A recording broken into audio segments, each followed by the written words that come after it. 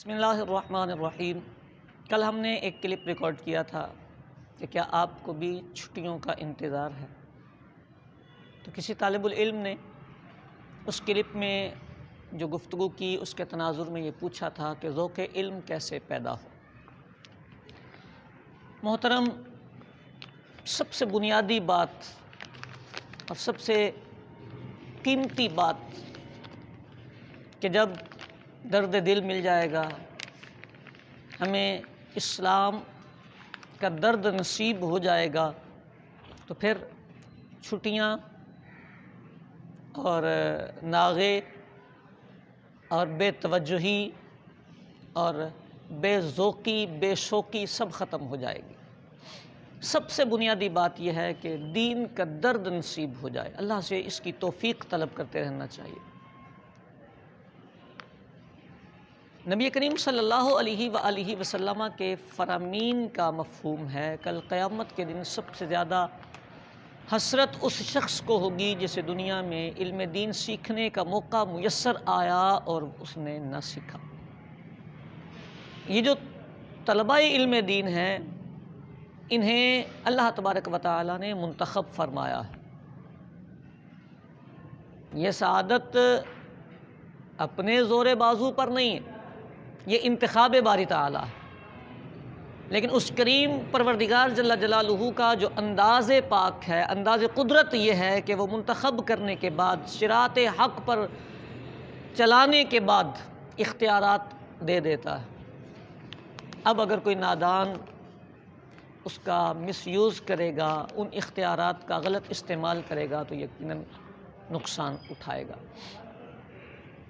اللہ تبارک و تعالی نے ہمیں طلب علم دین کے لیے منتخب فرمایا، تو اب ہماری ذمہ داری ہے کہ ہمیں یہ پتہ ہو کہ یہ دین کیا ہے اور اس کے تقاضے کیا ہیں، اسلام کو ضرورت کس چیز کی ہے۔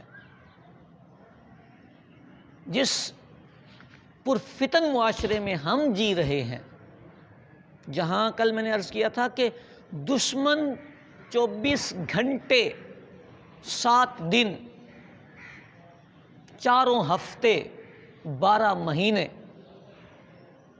اسلام کی جڑیں کھوکھلی کرنے میں لگا ہوا ہے، نظریاتی طور پر، مزاجی طور پر، تعلیمی طور پر، اخلاقی طور پر۔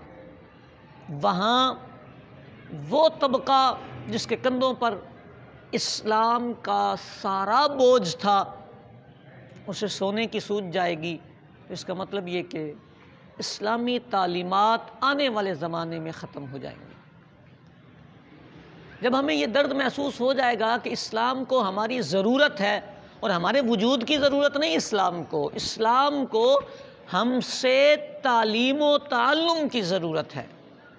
ہم جیسے تو ہزاروں وجود پھرتے ہیں، دنیا بھری پڑی ہے، لاکھوں لوگ موجود ہیں۔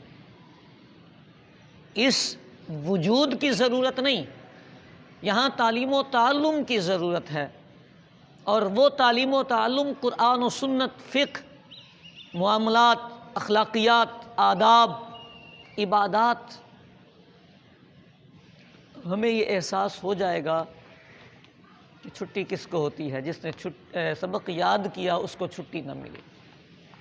تو ذوق علم کے لیے سب سے بنیادی بات یہ ہے کہ درد محسوس ہو جائے، اپنی ذمہ داری کا احساس ہو جائے، پتہ چل جائے کہ یہ ذمہ داری میری ہی ہے اور اسے میں نے ہی پورا کرنا ہے۔ اگر میں عالم نہ بنا تو معاشرے میں تباہی آ جائے گی۔ اگر میں نے قرآن کی تفسیریں نہ پڑھی تو معاشرے میں جہالت پھیل جائے گی۔ اگر میں نے یہ تعلم و تعلیم کا سلسلہ ترک کیا تو پیچھے بقا ہی نہیں رہے گی۔ جب تک ہر طالب علم کو اس بات کا احساس نہیں ہوگا، تب تک مدارس آباد ہو کر بھی ویران رہیں گے۔ کیونکہ ہر شخص نے یہ سوچنا شروع کر دیا ہے، بہت ہیں بھائی، بہت ہیں بھائی۔ ہم سے پوچھئے کتنے ہیں؟ ہمیں پڑھانے کا بندہ ہی نہیں ملتا۔ جو 4 لوگ پڑھانے کے لیے ملتے ہیں، ان میں قابلیت نہیں ملتی۔ قابلیت والا کوئی سامنے آ بھی جائے تو اسے معاش نے اتنا مارا ہے کہ اسے پڑھنے کا موقع نہیں ملتا۔ ہم سے پوچھئے علماء۔ تو طلباء ہر ایک کو یہ سوچنا پڑے گا کہ بقا اسی کے کندھوں پر ہے، یہ سارا بوجھ اس کے کندھوں پر سمجھنا پڑے گا۔ تو اللہ سے توفیق طلب کی جائے، درد دل مانگا جائے، دین کا درد مانگا جائے اللہ تبارک و تعالی سے۔ اور حالات اس وقت ہیں ایسے، آپ مانے نہ مانے، سلو پوائزن اتنا پھیلایا جا رہا ہے، بڑے بڑے بڑے بڑے بڑے بڑے لوگ بہتے ہی چلے جا رہے ہیں۔ آپ یقین مانیے، نظریاتی طور پر کھوکھلا کر دیا گیا، اخلاقی طور پر کھوکھلا کر دیا گیا، اور علمی طور پر تو میرے جڑے ہوئے ہاتھ دیکھیے۔ میں اگر آپ سے یہ کہوں کہ ہمارے مدرسوں کے پورے پورے بیچ، پوری پوری کلاسیں بغیر قرآن کی تفسیر پڑھے گزر جاتی ہیں، تو میں غلط نہیں کہہ رہا، الا ماشاء اللہ، جس پر اللہ اپنا فضل فرمائے۔ بڑے بڑے مدرسوں میں پوری پوری کلاسیں 8 سال کا درس نظامی یوں گزر جاتا ہے کہ حدیث پاک کی ایک شرح ان کی مکمل نہیں ہوتی، سیاستہ ان کی مکمل نہیں ہوتی، ان کی فقہ کے پورے باب کہیں کمپلیٹ نہیں ہوتے۔ فقہ ضروری، حدیث ضروری، تفسیر ضروری، باقی علوم عالیہ تو رہ گئے الگ ایک جگہ، ہمارے مکمل نہیں ہوتے۔ پھر ہم اگر یہ خیال کریں کہ ابھی تو بہت کچھ باقی ہے، تو ہمیں شرمندہ ہو جانا چاہیے۔ اب کیا باقی ہے کہ جو فیکٹری ہم نے پڑھنے پڑھانے کی لگائی تھی، جو ہم نے کارخانہ ہی عالم بنانے کا لگایا تھا، وہاں سے فارغ ہونے والا عالم دین قرآن کی تفسیر سے آ رہی، حدیث کی شروحات سے آ رہی، کتب فقہ سے آ رہی، مسائل دینیہ سے آ رہی، وہ استنباط، استدلال، اجتہادات تو بڑے دور نقل کرنا نہ آئے۔ آپ سوچ سکتے ہیں کہ دشمن نے کتنا کام کر لیا، اور پھر بھی ہمیں درد نہ ہو، پھر بھی میرا طالب العلم یہ سوچے کہ میں نے پیپر دے کے پاس ہو جانا ہے، اس کے دل میں یہ خیال آئے کہ ڈگری آ جائے گی تو علامہ بن ہی جائیں گے ہم، اس کو یہ درد ہی نہ ہو کہ میں نے زندگی میں تفسیریں کتنی پڑھی ہیں، میں نے زندگی میں حدیث کی شرحیں کتنی پڑھی ہیں، میں نے زندگی میں فقہ کی کتابیں کتنی پڑھی ہیں، میرا طریقہ استدلال کیسا ہے، میرا طریقہ استنباط کیا ہے۔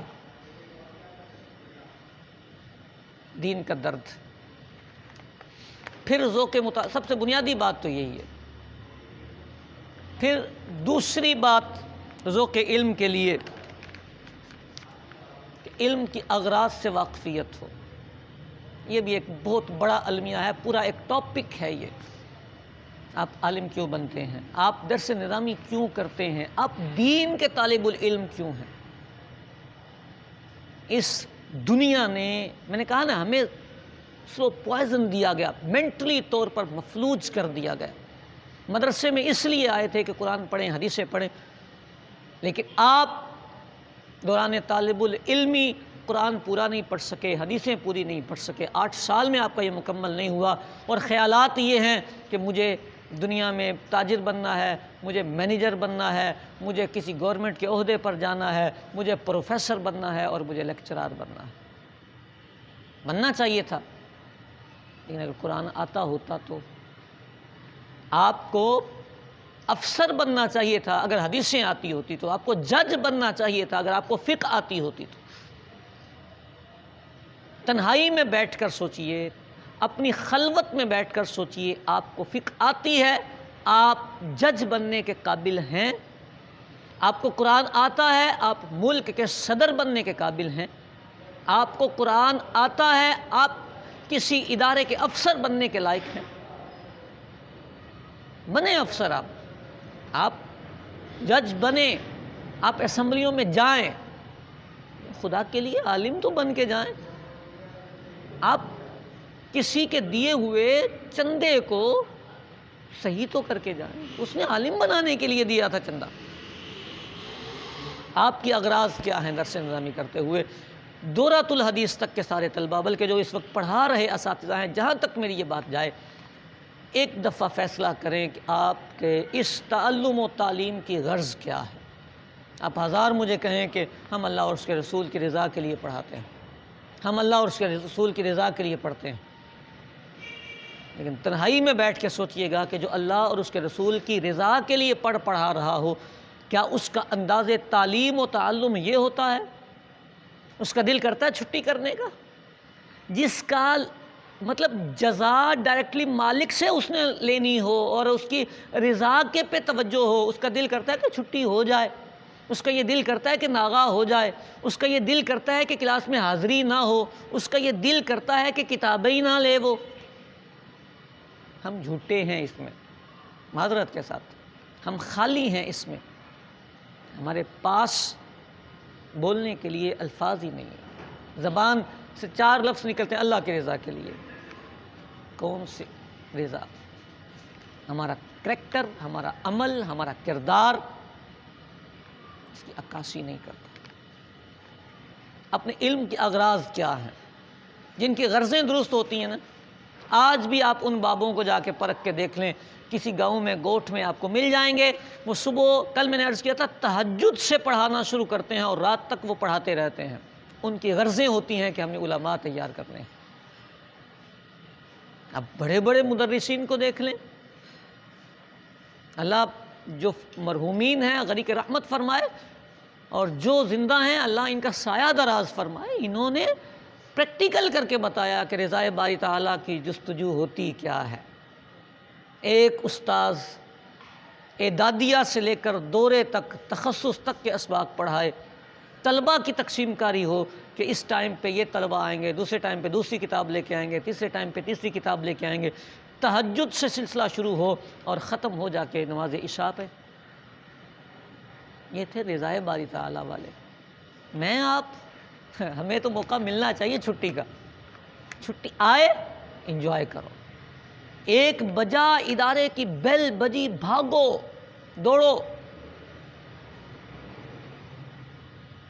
آپ کے علم کی غرض کیا ہے، اس پہ توجہ دے دیں۔ نمبر 3، اپنے اسلاف کے واقعات پڑھ کے دیکھیں، جو لوگ عالم بنانے والے تھے، ان کا طرز زندگی کیا تھا۔ علامہ عطا محمد بندیالوی رحمۃ اللہ تعالیٰ علیہ کے متعلق آتا ہے، دوران طالب العلمی کپڑے پرانے تھے آپ کے، تو کسی نے دیکھا کہ کپڑے پرانے ہیں تو اس نے آپ کو کچھ پیسے دیے، اور بچے مدرسے کا بچہ ہے تو کپڑے لے لے۔ تو ذوق علم تھا، آپ نے کپڑے نہیں لیے، آپ نے اس کی کتابیں خرید لی۔ تو تھوڑے دن بعد پھر اس نے دیکھا کہ یہ اسی لباس میں ہے، تو وہ آگیا مدرسے میں، آ کے استاد جی سے کہتا ہے، استاد جی بچے کو ہم نے پیسے دیے تھے تو پتہ نہیں اس نے کھا لیے ہیں، کپڑے تو لیے ہی نہیں۔ تو استاد صاحب مسکرائے، فرمایا کہ اس بچے کو دیے ہیں، اس بچے نے یقیناً کتابیں لے لی ہوں گی۔ ذوق علم تھا۔ ہمیں موبائل مل جائے، ہمیں لیپ ٹاپ مل جائے، آئی پیڈ مل جائے، ہمارے کپڑے اچھے ہو جائیں، ہمارا جوتا قیمتی ہو جائے، ہم رضا باری تعالیٰ کے جستجو والے تو نہیں ہیں۔ اسلاف کے واقعات پڑھ کے دیکھیں، جنہوں نے زندگی میں کمال حاصل کیا، جنہوں نے ہم تک دین درست پہنچایا، انہوں نے محنتیں کی، کوششیں کاوشیں کی۔ خود سیدی غوث اعظم رضی اللہ تعالیٰ عنہ کی زندگی کو آپ اٹھا کے دیکھیں، جیلان سے بغداد تک کا پورا سفر، بغداد میں طالب العلمی کا پورا زمانہ، آپ تاریخ اٹھا کے دیکھ لیں تو سمجھ میں آ جاتا ہے کہ دین کیسے سیکھا جاتا ہے۔